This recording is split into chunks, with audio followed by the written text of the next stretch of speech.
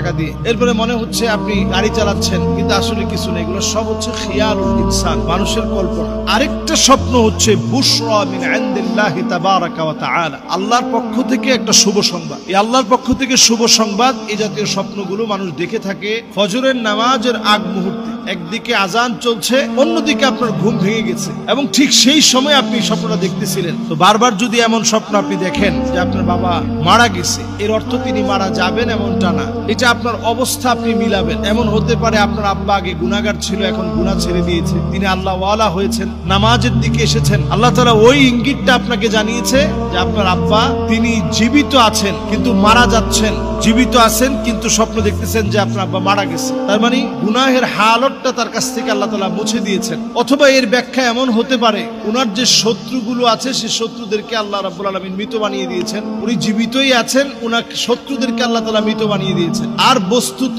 স্বপ্নগুলো অনেক বিষয় কেন্দ্র করে আল্লাহ তাআলা দেখান। অনেক সময় ব্যাখ্যা যেটা যেভাবে দেখেছেন, স্বপ্নটা ঠিক যেভাবে দেখেছেন, স্বপ্নের বাস্তবতাটা এইভাবেই আল্লাহ তাআলা দিয়েছেন। কারণ আপনি যার কাছ থেকে স্বপ্নের ব্যাখ্যাটা শুনতে গিয়েছেন, তিনি যেভাবে বলেছেন, ব্যাখ্যা করেছেন, আল্লাহ তাআলা ওইভাবে দিয়ে দিয়েছেন। এজন্য স্বপ্ন দেখার পরে আমাদের উচিত, যদি এরকম মৃত্যুর কোনো কিছু দেখি, ভালো একজনের কাছে জিজ্ঞাসা করে জেনে নেয়। মৃত্যুর অর্থ অনেকগুলা হতে পারে, অনেক রকম অর্থ হতে পারে। এজন্য মৃত্যুবরণ করেছে এটা দেখে ভেঙে পড়ার কোনো দরকার নেই। আপনি সদকা করে ফেলেন, কোনো খাবার খাইয়ে দেন, অথবা আপনি ঘুম থেকে উঠা মাত্র বলেন আল্লাহুম্মা ইন্নী আসআলুকা খায়রাহা ওয়া আউযু বিকা মিন শাররিহা। আল্লাহ আপনার কাছে এর কল্যাণ কামনা করি। আল্লাহুম্মা ইন্নী আসআলুকা খায়রাহা ওয়া আউযু বিকা মিন শাররিহা। আল্লাহ এর কল্যাণ আপনার কাছে চাই, অকল্যাণ থেকে আল্লাহ হেফাজত আপনার কাছ থেকে কামনা করি।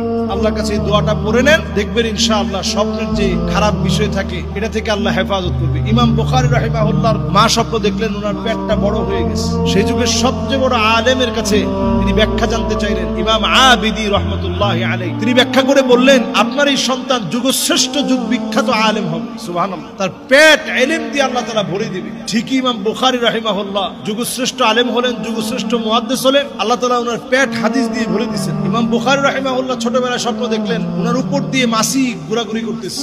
স্বপ্ন দেখলেন ইমাম বুখারী রাহিমাহুল্লাহ স্বপ্ন দেখলেন আল্লাহ রাসূল সাল্লাল্লাহু আলাইহি সাল্লামের উপর দিয়ে মাছি উঠতেছে, তিনি মাছিগুলোকে তাড়িয়ে দিচ্ছেন। স্বপ্নের ব্যাখ্যা অনুযায়ী যখন তিনি শ্রেষ্ঠ আলেম সে যুগের ইমামের কাছে জিজ্ঞাসা করলেন যে আমি এরকম স্বপ্ন দেখেছি, তিনি বললেন আল্লাহ তাআলা হাদিসের এমন খিদমত তোমাকে দিয়ে করাবে, নবীজির নামে যারা মিথ্যা হাদিস প্রচার করছে তাদের সমস্ত মিথ্যাচার ইমাম বুখারী তোমাকে দিয়ে আল্লাহ রাব্বুল আলামিন মিটায় দিবে, তাদের দাবিগুলোকে মিথ্যা প্রমাণিত করা হবে এবং সত্য হাদিসের খিদমতে আল্লাহ তোমাকে কবুল করবে। সুবহানাল্লাহ বিহামদিহি।